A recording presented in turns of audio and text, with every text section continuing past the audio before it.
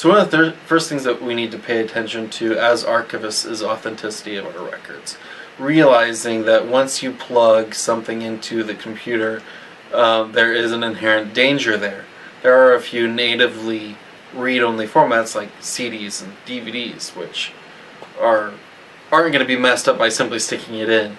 But the forensics community has given us these wonderful tools called write blockers that allow us to prevent our accidentally destroying anything.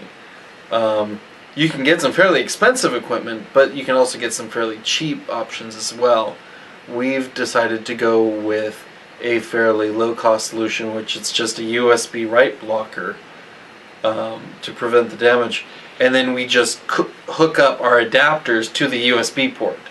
Because you could get a write blocker for your SATAs, your IDEs, your USBs, your floppies, and whatnot. But we've opted to get the one and converters to USB from there. But even without the hardware write blocker, which is best practice, there are less best practice but still suitable solutions that you can do with software blockers.